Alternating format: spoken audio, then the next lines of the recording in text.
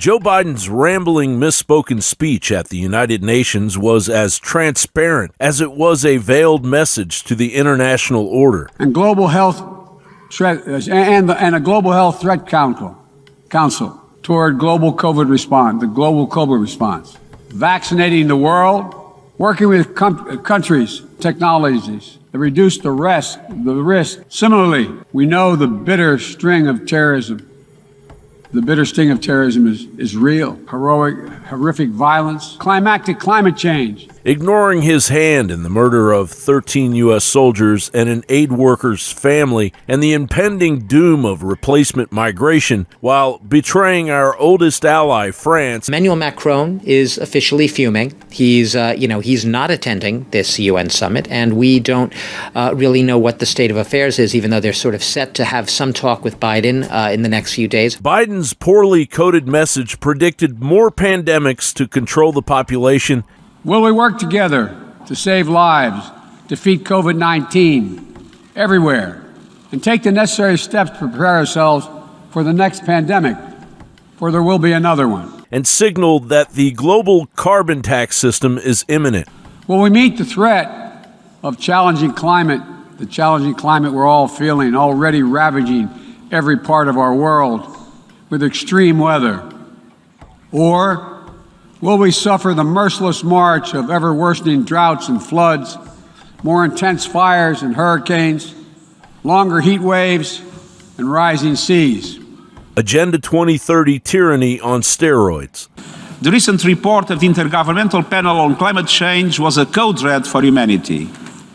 We see the warning signs in every continent and region: scorching temperatures, shocking biodiversity loss, polluted air, water, and natural spaces, and climate-related disasters at every turn. The climate change rhetoric will accelerate, piggybacking on the COVID lockdowns, as climate change hysteria will saturate the remainder of the Biden administration occupation. The climate crisis is not our fight alone, it's a global fight.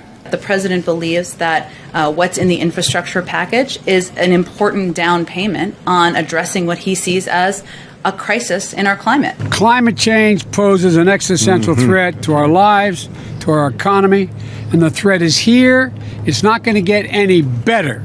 Not some people, Russia and China, for example, say, well, history tells us that he can make all the promises he wants for 2030. There's a good chance the Republicans will be back in power by then and change everything. Well, let me tell you why that won't happen. Because the major corporations of the world, including in the United States, are all moving in this direction.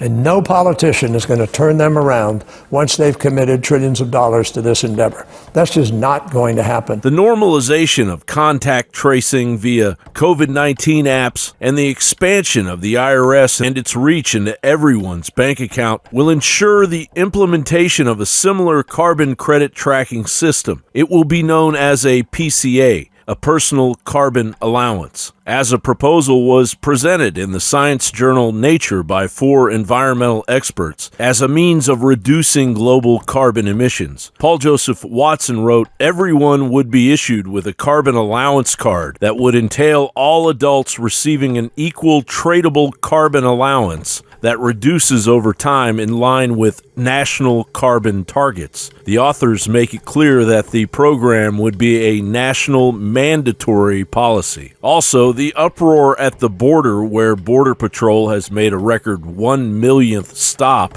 is merely the beginning, as the State Department announced that it will increase its allotment of immigrants from 62,500 in the fiscal year of 2021 to 125,000 in 2022, while NGOs across the United States funnel the invasion into cities in red states, including Florida, Texas, Missouri, and Georgia. Biden's approval will plummet, but that's all just part of the plan.